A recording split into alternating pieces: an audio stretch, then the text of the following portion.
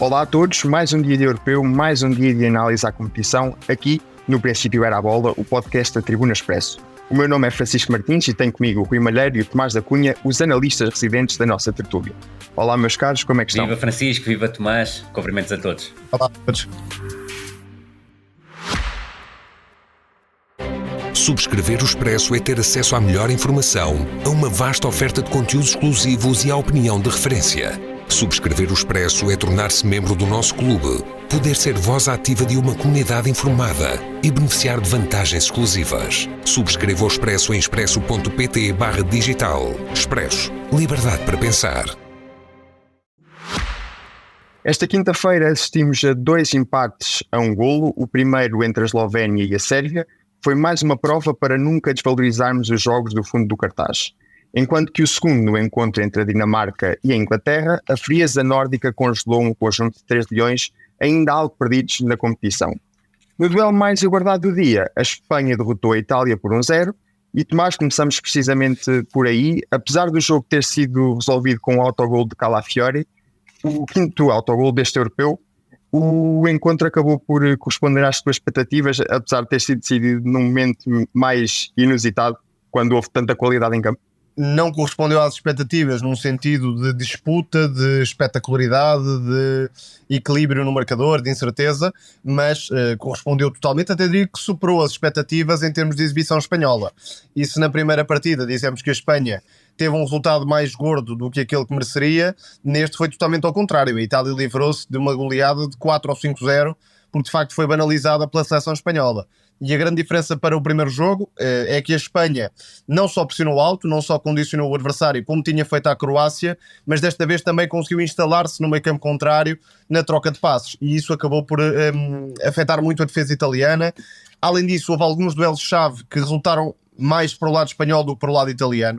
Estou a pensar concretamente no lado esquerdo espanhol, com o Corella, que está a justificar a aposta nesta ideia de pressão alta, muitas vezes com um extremo pela frente, que foi Chiesa. Chiesa praticamente não teve oportunidades de acelerar, o Corella levou o melhor e ainda conseguiu oferecer desmarcações mais à frente na combinação com o Nico Williams, e é aquele tipo de extremo que não tem de acertar sempre, porque quando acerta faz qualquer coisa no jogo, dá condições à Espanha para entrar na grande área, e foi isso que aconteceu também no lance do golo, sendo que Donnarumma não me parece que tenha ficado muito bem na fotografia, só que foi Donnarumma com uma série de defesas a impedir que a Espanha conseguisse um grande resultado. Parece-me que Spalletti terá de ajustar o sistema. Este sistema não beneficia a equipa, sobretudo defensivamente. São jogadores que estão habituados a outro tipo de rotinas, mais numa linha de 5 do que numa linha de 4. Isso também se sentiu ao longo da partida.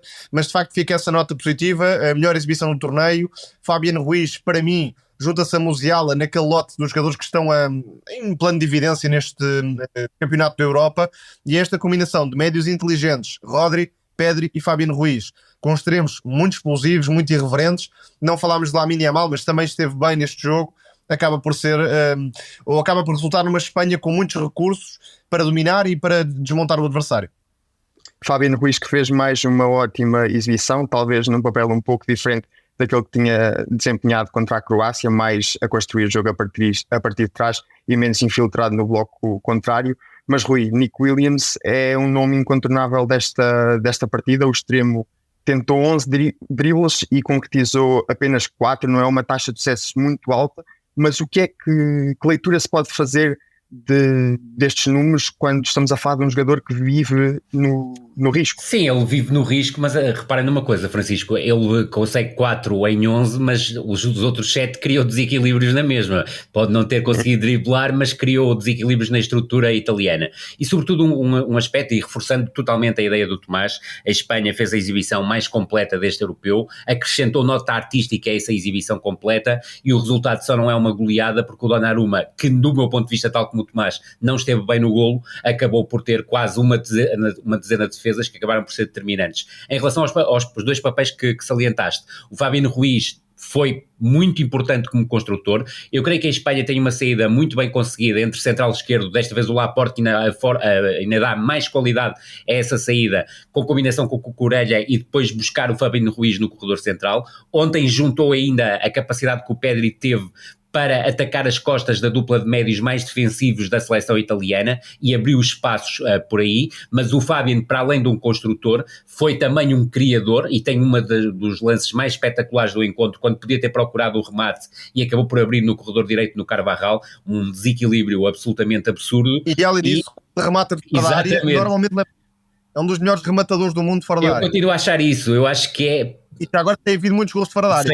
Sem dúvida. E muitas equipas a procurarem, face à dificuldade em entrar na área adversária, buscar os remates fora da área, muitas vezes através de passos atrasados desde a linha de fundo, creio que é uma das marcas deste campeonato da Europa. Mas dizer-te isso, e concordando agora com a ideia robustecida pelo Tomás, para além de construtor, e foi mais construtor do que no jogo com a Croácia, porque o papel dos médios da Espanha acabou por ser, diante da Itália, e talvez com alguma surpresa, ainda mais impositivo do que tinha sido diante da Croácia, mas o Fabian não foi só um construtor, foi um criador e foi também um finalizador de ações ofensivas. Em relação ao Nico Williams, creio que esteve 1 ou 2 patamares acima do jogo diante da Croácia, é claramente um jogador talhado para criar desequilíbrios, deu cabo da cabeça do Di Lorenzo e repara que o Spalletti ao intervalo acaba por reforçar o corredor direito com a presença do Cambiasso, que foi muito mais um médio direito, quase um segundo lateral direito, e foi constantemente desequilibrado, mesmo com o Nico a partir para situações de 1 contra 2, e quem tirou muito partido disso,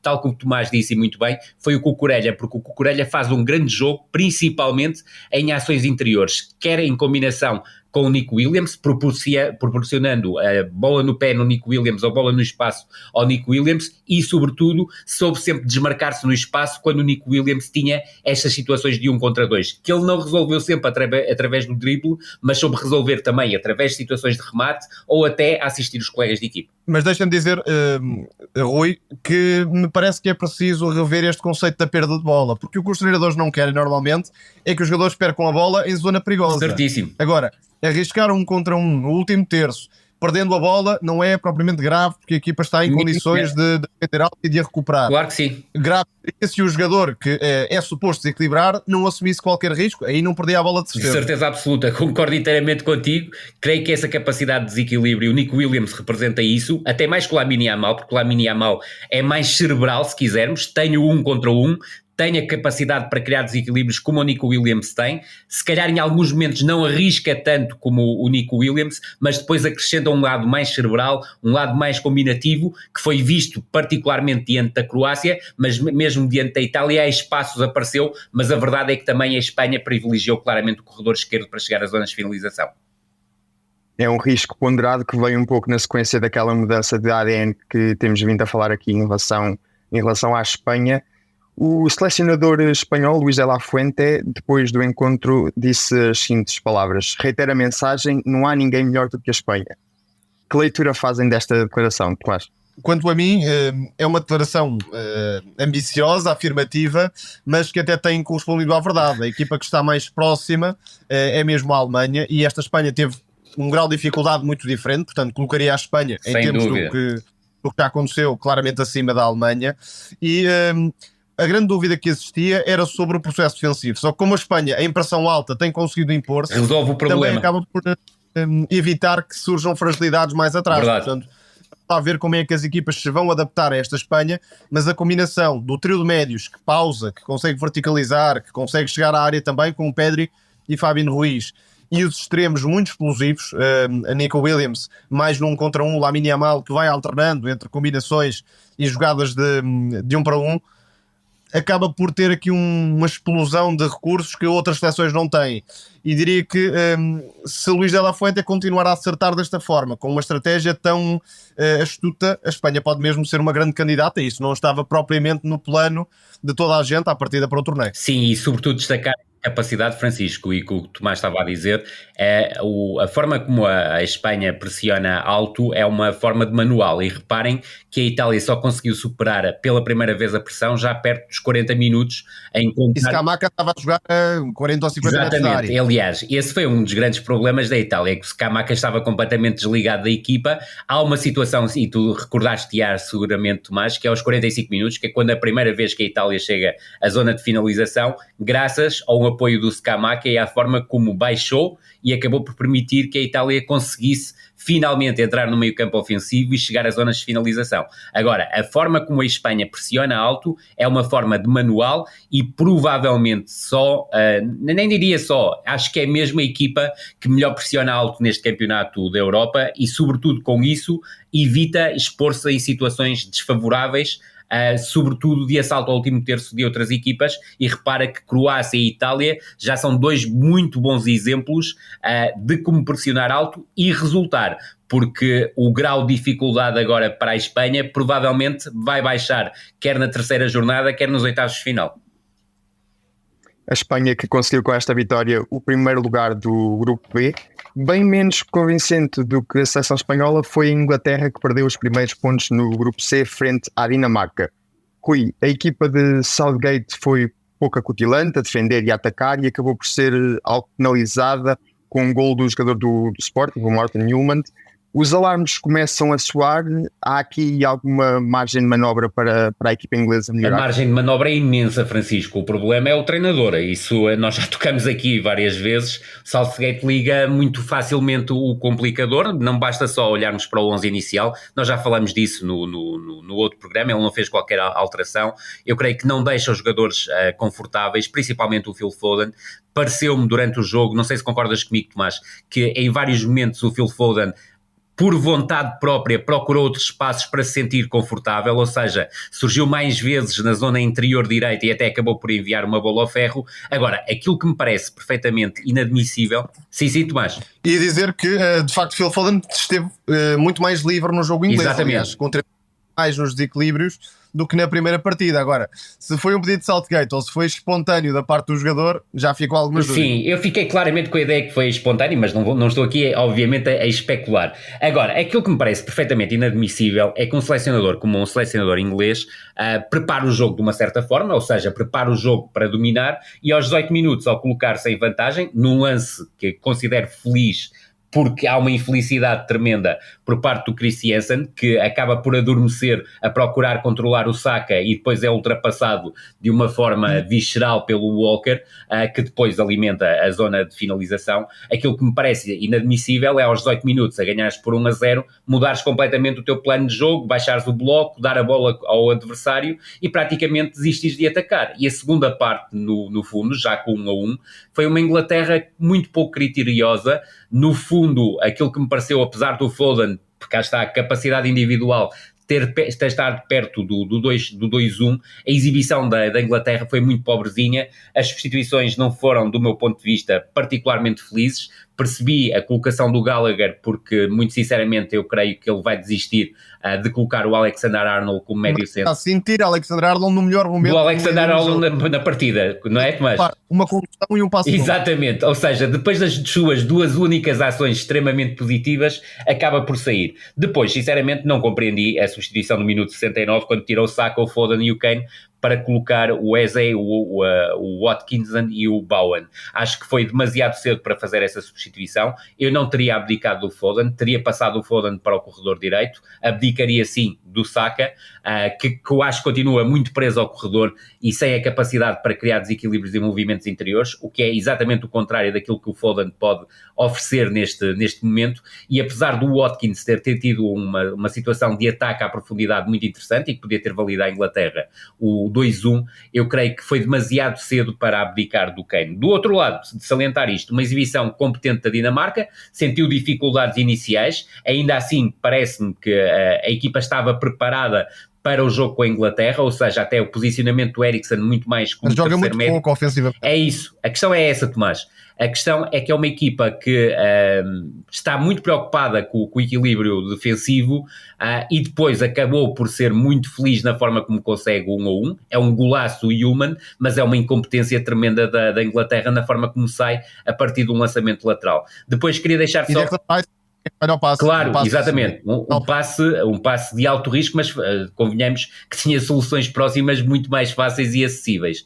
E só queria dizer só mais isto, e para também dar espaço, obviamente, ao Tomás para opinar. Eu não consigo perceber a pressão alta da seleção inglesa. É uma coisa completamente absurda, feita de forma completamente desajustada, a fazer lembrar, e até pior até diria, do que a seleção portuguesa diante da Croácia. Se calhar vamos lhe chamar bloco alto e não pressão alta. Sim, bloco alto, talvez seja mais alta, adequado. concordo. Excelente, Francisco. Vou só recordar que há jogadores como Cole Palmer, Anthony Gordon, Kobe Manu, que nem sequer são chamados por Southgate. Isso. Portanto, aquela substituição ao minuto 70 pareceu uma tentativa de murro na mesa, mas tirar 3 dos melhores jogadores do plantel inglês, 3 jogadores que podem fazer a diferença de uma assentada e sem qualquer tipo de plano alternativo, digamos que é questionável. Portanto, a Inglaterra continua a ter um altíssimo potencial, mas não tem a tal harmonia que era indispensável, diria, para conseguir melhor. Agora, a Inglaterra, em condições normais, se quisesse ter a bola, se quisesse ser mais ambiciosa na forma como procura o jogo, talvez tivesse vencido este jogo. Agora, chega ao golo, baixa linhas, depois assume uma postura reativa. Sem dúvida. E desde o banco não tem, de facto, um plano concreto. Isto torna tudo mais difícil, mas ficou à vista que, com um bocadinho mais de coesão tática, sentido na forma como ataca, podia ter vencido este jogo. Sem dúvida. Deixa-me só destacar na Dinamarca, porque é uma equipa que ataca muito pouco, que é o papel do Højlund. O Højlund trabalhou ontem de forma incrível para o coletivo, a procurar ajudar que a equipa subisse um bocado, mas a Dinamarca é extremamente tímida na forma como sai para ataque. Já agora, e só para finalizar, há uma ideia que pareceria até interessante na teoria, mas na prática não tem sido tanto, que é o papel de Alexander-Arnold. Certíssimo. Porque de facto tem a qualidade de passe. Até a defender. Sim, não só a defender, mas também quando está de frente para o jogo. Aliás, quando está de costas para o jogo. Quando está de frente, ele não sabe consegue perceber. meter facilmente. Agora, não tem sentido para se perfilar, tem dificuldades com pressão sobre as costas. Sim. Por isso, não é uma solução muito viável para o 11 inglês naquela posição. Sim, eu creio que o Alexander-Arnold terá que acabar como lateral direito e sentir-se aí definitivamente confortável. Eu acho que ontem, e não faz sentido de outra forma, foi a última experiência dele como médio centro. Até não sei se até não vai acabar a lateral esquerdo. Era isso que eu ia dizer, até porque o Trippier, do ponto de vista ofensivo, tem tido muitas dificuldades. E acrescentaria que no controle do espaço em frente à área e no lance do gol também Alexander-Arnold não fica propriamente bem, porque numa situação de urgência... Ele não está preparado para jogar ali. Ele só consegue jogar de frente para a baliza adversária, Francisco. O resto é para esquecer. Colocou-se muito dentro da grande área contrária. Em relação a esta sexta-feira, temos no almanac um Eslováquia-Ucrânia, um Polónia-Áustria e o mais mediático dos encontros, um Países Baixos-França. Mbappé já foi visto em Leipzig no treino de adaptação ao relevado a usar uma máscara personalizada que o vai acompanhar nos próximos tempos, devido à lesão que sofreu no nariz, naturalmente, e não é certo que vá a jogo, mas caso isso aconteça, Tomás, caso isso não aconteça, que soluções pode encontrar o selecionador francês para colmatar a ausência do seu maior craque?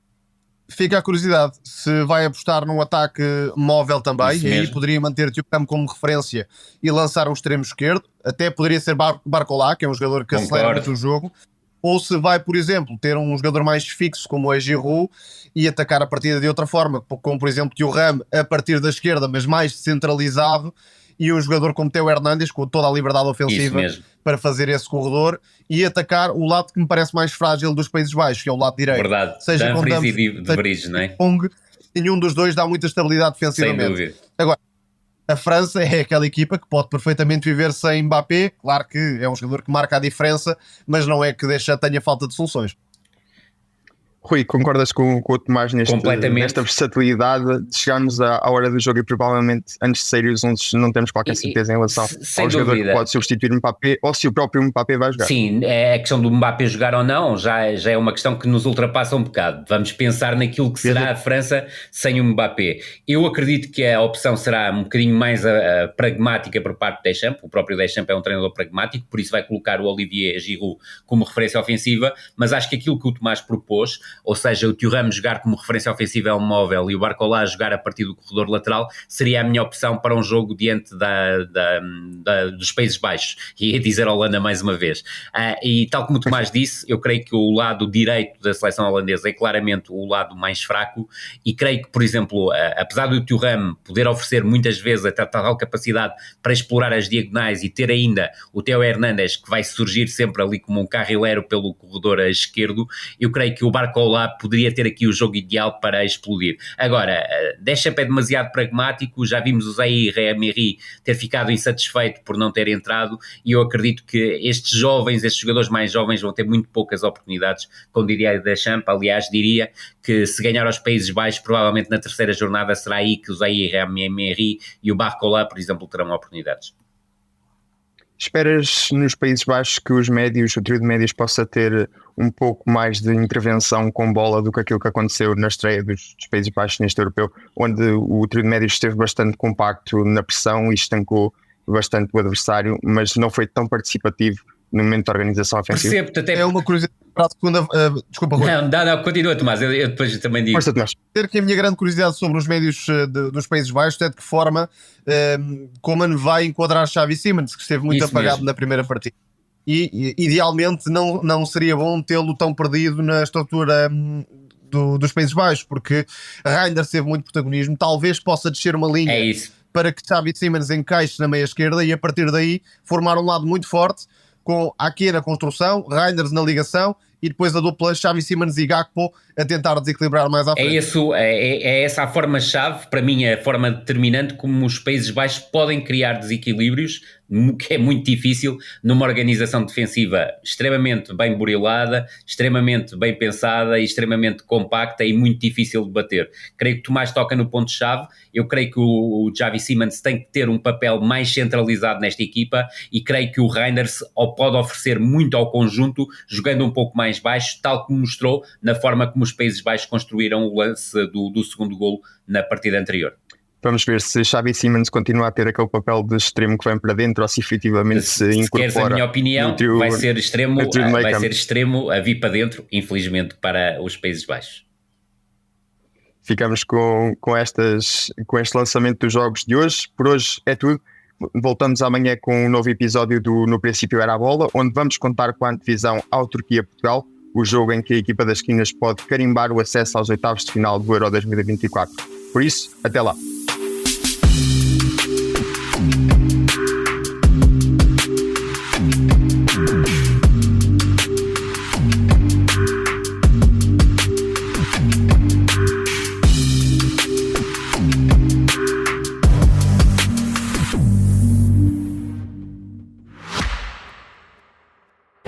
Subscrever o Expresso é ter acesso à melhor informação, a uma vasta oferta de conteúdos exclusivos e à opinião de referência. Subscrever o Expresso é tornar-se membro do nosso clube, poder ser voz ativa de uma comunidade informada e beneficiar de vantagens exclusivas. Subscreva o Expresso em expresso.pt/digital. Expresso. Liberdade para pensar.